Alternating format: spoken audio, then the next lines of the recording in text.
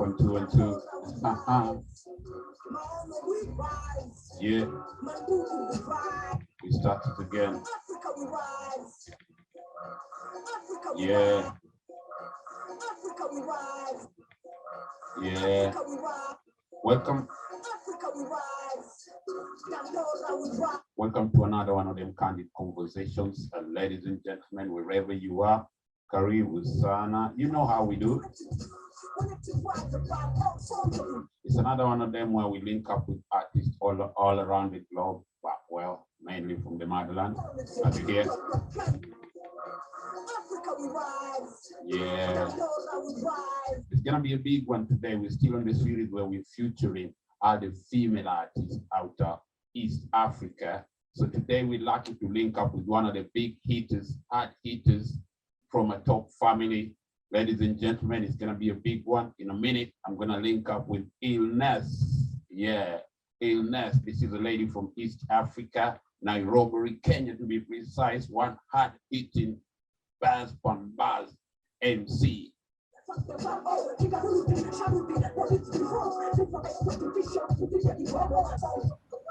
Check. Yeah. Another one of them candid conversations, ladies and gentlemen. A big shout out to all the sponsors and well wishers. A big shout out to Bush and Wine Adventures. A big shout out to Diani Luca. Big up Mr. Jacob. We love what you're doing there. A big shout out to Noah Care.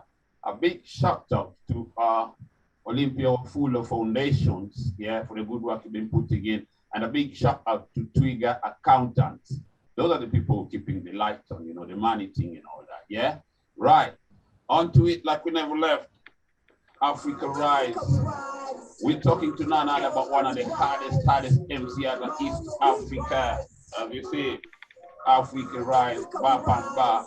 Ladies and gentlemen, without any further ado, Llness, welcome to this show. How are you doing, my sister? Thank you, man. Thank you so much for this opportunity. Now, it's long overdue, you know. It's long overdue. And, you know, how it's been, how things are. It's about time. I think this is the right time. I know we've been trying to do this for a while, but this is the right time. Now, just to get this out of the way, we start with that generic question. So how have you been holding on, like since the beginning and up until now during this COVID thing? How have you been holding on? Well, there's so much water that's gone down the bridge. So much has been happening before COVID and after COVID. But it seems like COVID has been, it has had its impact on all of us. Yeah. And we can say that there are negative impacts about it, but it has also brought about positive changes in everybody's lives. Yeah. And even in whatever we're working on, it has also have some positive twist to it. So it came off as a paradox sort of, but I think it also changed our mindsets in terms of what we are working on, in terms of how we live our lives, the new norm, and everything that came with. Yeah, right, yeah, like the new norm now, you gotta, you know what I mean? We gotta learn to live with it. And like somebody I was talking to the other day say, when life gives you lemon, go ahead and get yourself a lemonade, right? Lemonade. It's one of them, right? So, you're right, man. Yeah. Right, now, in your own words, right, can you just give us like a background? How did you start and how did we get here? Well, I started off just visiting the studio because at the time my brothers were producers working in the studio. And so most of my free time, all through high school, even part of primary school, I was attending the studio and going to events, just following up on what it was all about. At some point, I was like the person who would carry their bags when they go to events, you know, carry their outfits, carry their equipment. I was sort of a background kind of person. Okay. But then through that, I was able to... Hold on a minute. I think there's something you're leaving out. Like, Ladies and gentlemen, for those that don't know, Llness is sister to Ambrose, MANDUGU DIGITAL, Akwabi, and Shaky, MANDUGU DIGITAL, Akwabi, a lawyer. My man's over there. A big shout out, honorable respect to my genius over there. But also, you come from a musical family, right? Yes, I do. I was actually coming to that because okay, all right. even growing up, yes. Talk about growing up and all that. Sorry, I get excited sometimes, yes. right? Yeah. So you see, even growing up, I grew up in a music family because my father, who is a veteran guitarist and musician, called Mr. Peter Akwabi, was a lecturer. Mr. Peter Akwabi. Yeah, man. And he was a teacher of music. And he also taught other subjects, but music was the main one. And my mom, RIP, she also played the guitar, but she taught other languages. But we always had music with us. The thing is, my parents, they exposed us to both the classical kind of music and also the traditional aspects of our music, such that we had exposure to things like guitars and pianos, but we were also exposed to things like obokanos and orutos and marimbas. Yeah, litungu. We would have, yes, litungu, you know. Right. Like the portraits in our house, I remember very well when I was even before nursery school, the portraits, you would have portraits of Mozart, of Tchaikovsky, of Brahms, you know. But we also had posters of, you know, the people of Kenya and the instruments and all those, you know, people who are into obokanos and orutos, you know, and even the people who at the time were like oracles. We had all that, plus that our traditional musicians, we had portraits of that in the house. We had portraits of these instruments in our house. And the thing is, while my siblings took up the classical aspect of it and the electrical aspect of it, I was sort of inclined into the traditional aspect of it. You see, so you'll see a lot of that. That we have those, we have them being inclined to the classical side of it, and me being inclined to the traditional aspect of our classical music instruments. But we grew up in music. There was always music playing in the house. Wherever we went, while we were going with our parents, my dad would make us sing. You know, he would just get us to singing in voices, you know. I bet at that time you didn't like it, but then later on you're like, oh, that was something nice. You know, because it was mostly the classical aspect of it, where you have to know the notes. You know, my siblings, they learned how to sight read at a very early age. Like you could ask them to give you a note and they would give it to you offhand, you know, by ear. You would ask them at a very early age, you'd ask them, give me C major. And without the reference of any instrument, they would give you that off the top of their head. Yes, but for me, I couldn't do that. The whole time I was like, okay, which one is C? Which is G major? Okay, which are the minors? But they had all that. But if you would give me a traditional instrument, even right now, I could very easily play it or, you know, work my way around it. It was so easy. You're comfortable with that, with a traditional instrument? Yes, I was comfortable with that. Okay. So growing up, they took that, and I was inclined into the traditional instruments. And then, so as we got older, my brothers and sister, they went into the classical aspect of it and the electrical aspect of it and music production, you know, and teaching of music. Whilst I became more of a African cultural heritage kind of person, where you find that rhythm, language, and that African sound is what I grew up to. Okay. So I grew up into a poet and a rapper. Spoken see, spoken word, dodges, and that. Spoken word. That's what you Yes, and then the traditional instruments. Yes. Oh, that's all right, right. I see that. So so you find that when my siblings are now working with the classical and the electrical side of it, the kind of projects that I'm involved in right now are more to do with Sheng as part of our cultural language. Okay. You know, it's urban, yes, but it's part of our culture in Nairobi and other parts. Yes, and also projects that are involved with use of our African traditional instruments alongside poetry. You see. That's a beautiful thing. That's a beautiful thing. Now talk to us, because there was a time where a big shout out to MANDUGU Digital again, when they came out like with all the people they've worked with, and then there was a group called Jawabu that was making waves all around East Africa with that Sinje thing and all this. So that was happening right in front of you. That's when you're saying you'd be at the background carrying bags and hanging and just watching, right?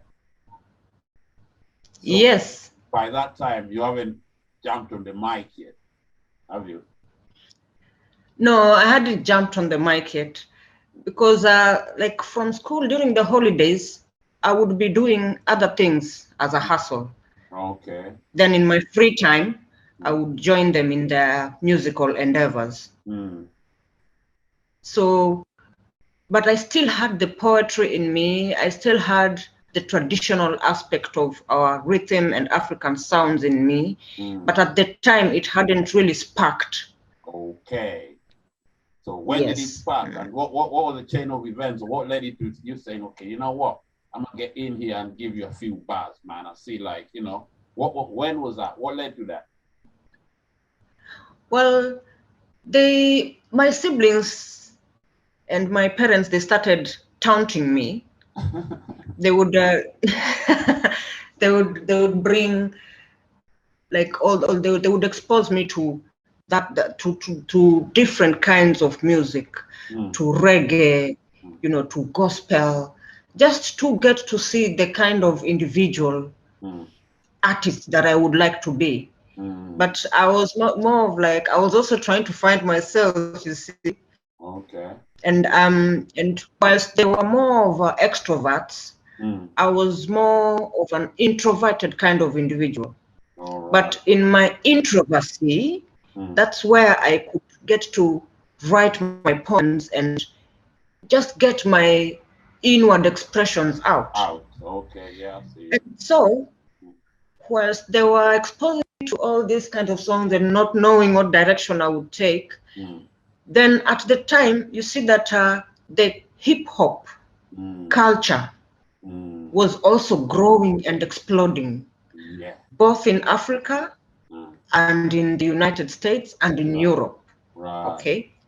And so that exposure to hip hop as a culture, meaning rap music, breakdancing, DJing, you know, street language, all that, it started boiling down and snowballing into Africa and into Kenya. And what my family realized is I started liking it when they would come and expose me to that kind of music.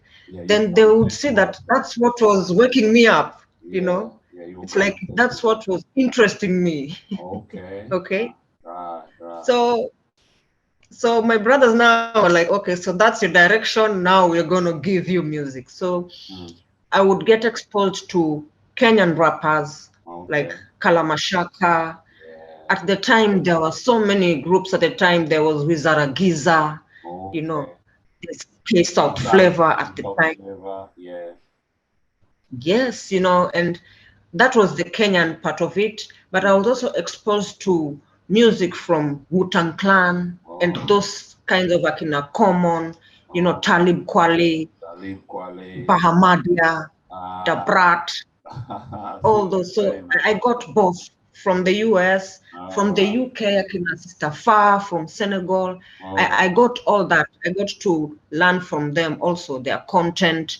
And to me, it was sort of a wide range of content that I could research from, you see, such that I could see role models there, but they also helped me to see what kind of direction I wanted my art to take, and also to model me into the kind of MC that I am today.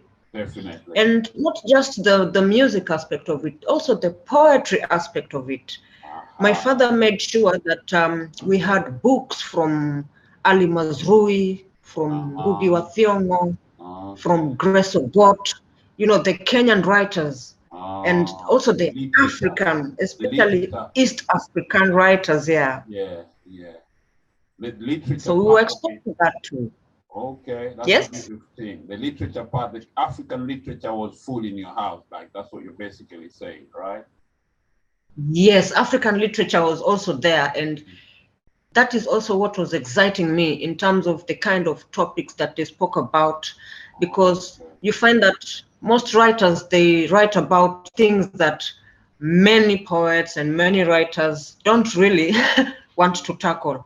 Political issues, social issues, you know, not many people want to speak about this. Definitely. Because of safety and security, you see. Yeah, we understand that one. So then all this is happening, and it's all bubbling inside you, and now you've been exposed to hip hop basically, and you got your elder brothers who are like putting it down, like they're known all over all over the world, because a big shout out to MANDUGU Digital, dropped the song, worked with Loon, worked with everybody left, right, and center. Yeah, man. And then there's you there now in the studio. Take me through that. How was it? How was the first day? Now you're in the studio, you dropping bars. What was that? How was that like? Very interesting. But I would really like to thank God for the exposure and the kind of people that He put me around, because everybody was supportive. You know, in the studio, normally at the studio, there's the people who are on the spot. There's some artists who will come, and even if they woke up that day, they would come in and they're put in the booth and they do the music, and you know, they get that first priority. Yeah. And then there's people who are on the bench. Yeah, on the studios, you know, they'll be coming every day, but you never had their rhymes. You know, they're on the bench waiting for that one chance, you know. Yeah. And then there's those who are not even on the bench. But they're the loudest there. Yeah, but they're the loudest there. Like they landed there, and then, you know, they have to get to the bench and then get to the spotlight of the studio. Listen, my sister, what you're saying is very interesting. This time is when studios are coming up, and it's like only a couple of studios that have quality and all that. So for you to be over there, you must, you know what I mean, you must be renowned. You must have made your name in the streets through competition in F2 and all those kind of places. You know what I mean? You must either F2 you've won, or you've been to the semifinals or something.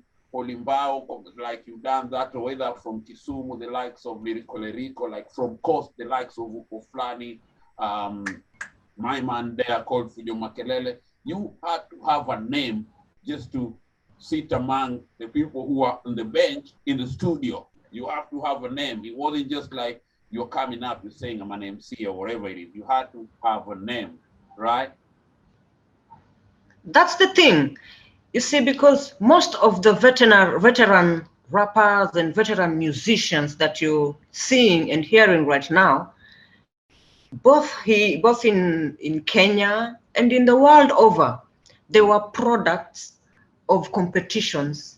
They were products of stars such as, you know, they didn't just wake up and start doing it. All of them, even the hardcore ones, be it in Mombasa, Nairobi, Tanzania, Uganda, South Africa, all of them, they were products of like competitions. They really had to compete with their art out there so that they could be able to get the platform to catapult them into who they are today. Themselves. The difference is right now you can just wake up and decide, okay, let me go and record this song, and you know. Or you can do it in your bedroom with all these apps and thingy and download. You see, you can do it in your bedroom and upload it to SoundCloud and go viral within 24 hours. Yet you don't know anything, my dear. So that happens. You know. I'm saying, yeah, that Yes. happens. And So that, and even, yeah. And so for those, like for us who we weren't that exposed to such competitions, but we went to a few, we also had people who critiqued our work.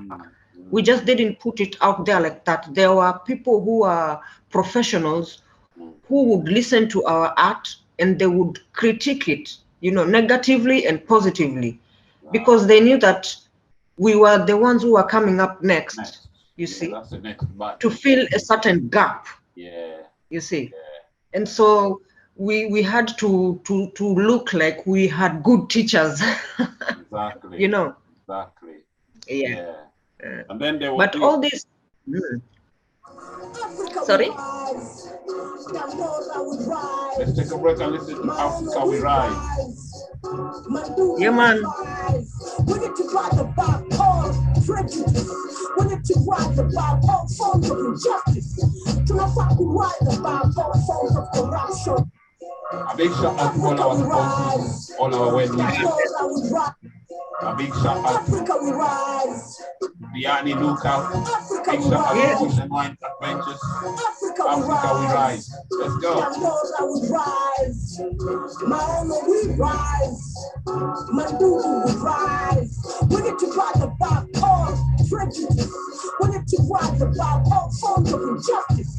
To not write about all forms of corruption, social habits, tribalism, propagandism, nepotism.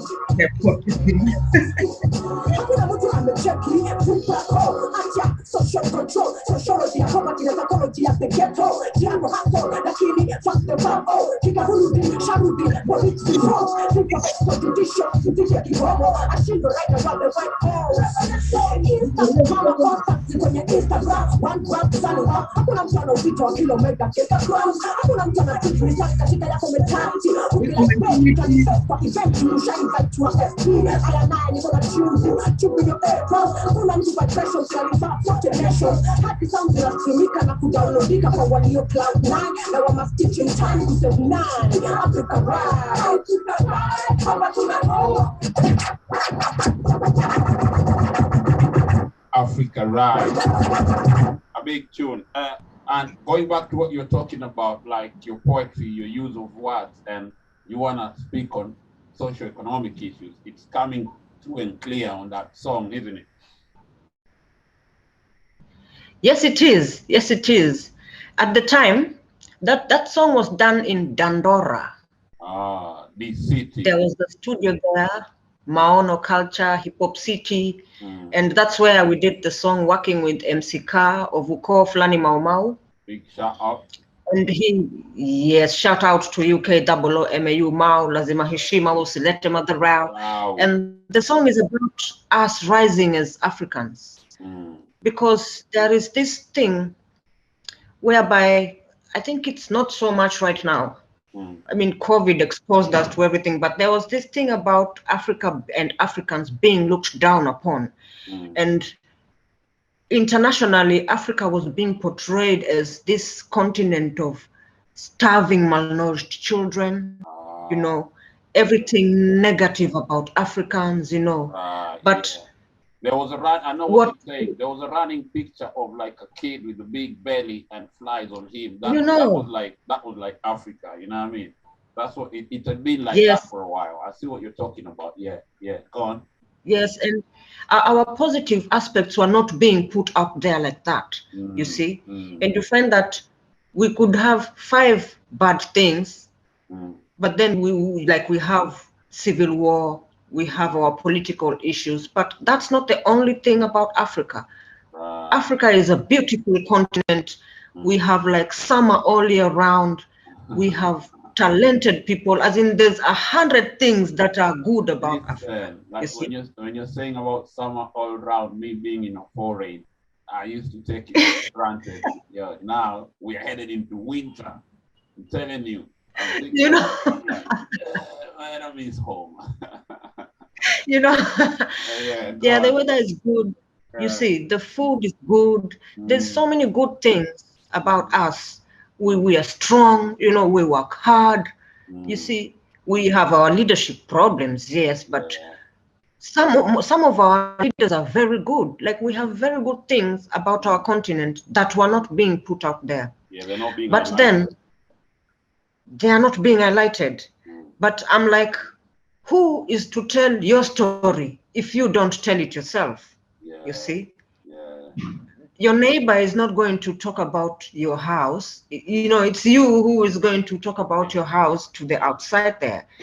And so the song is about whatever we are going through in Africa. It is us to tell our stories as the first person, you see, so that whatever story is being told by a third party, it's a story from a third person. But you, who is from Africa, and you make Africa look good, then you're the one who should speak about Africa. Okay, definitely. That's why I was like going deeper into it. It's a spiritual kind of thing, you see. Okay. Whereby I don't want to go deep into it, but you know, like, life began from Africa, creation began from Africa as you know it. But this is it's up for debate. I know what you're saying. You know, it's not for the light mind, it's for the deeper mind. It's for the open your third eye, and you need to be armed with a lot of knowledge, information, and like, for the only way for that to be passed down was through books. And I know why you're talking like that. I know why you're feeling like that, because like you said before, there was a lot of literature and whatever where you grew up. You were fed these things by your parents and the society. So you have a clear understanding of where you come from and where you're going. Not a lot of people can say that. You know what I mean? Not a lot of people can say that. Most people just come into it with a vision that they're being sold commercially. Which, hey, you can't, you know what I mean? You can't judge them. So talk to us. The first time in the studio, the first song that came out, when was that? Well, before I chucked my first song, I worked in very many studios, doing collabos, and some collaborations came out, some didn't. Some you can find them on social media, some you can find them in other platforms. But I remember while I was in the studio, at the time it was K-South Flavor, Abbas, who are doing their album. There was also Kalamashaka were also working on their thing, you see. And so I got to speak to these MCs, you see. And at the time, they would, because I hadn't even started writing my rhymes, they would give me tidbits on how to do this, you know. They would give me advice on how to do this, you see. Sometimes when you just sit and listen to them talk, you would get these theories about how it's done practically, you see. Listen, I've experienced and that is where you would also get people talking about, I've been a fly on the wall many a times for sessions, for your older brother sessions, for Ambrose MANDUGU sessions. So I've been a fly on the wall, right? And so the session sometimes is so like, if back then, if we had cameras, like the way people do have cameras right now and do things, the session is a movie in itself. Before the song comes out, it's a movie. There are a lot of gems being dropped. There are a lot of, like, there's so much that goes on. Like, the whole vibe is full of creativity in such a way, like, just being there, you feel like, oh, you learn something. You take something with you and you're like, you know what? I'm going to try that. Yeah, so I understand, like, those sessions. And there's sometimes when, I don't know, they were in some Awati studios, they could do an all-nighter. You know, that was better than going out. That was better than going out clubbing. That was like, yeah, we're going for an all-nighter over there, because everybody would pass by from wherever, like, somebody would turn up at 3. You're like, yo, my man, where are you from? Like, I want to come in and drop these bars, because I know this is the only time I'm going to find Ambrose. Tomorrow is gone. There'll be people coming in from, and you're like, wow. Yeah, it's a beautiful time. So after gathering all these gems and all this knowledge and wisdom from these people, you stepped in the booth, and what was the first song that came that what made it to be heard by people? Actually, before that, I wanted to mention that, you see,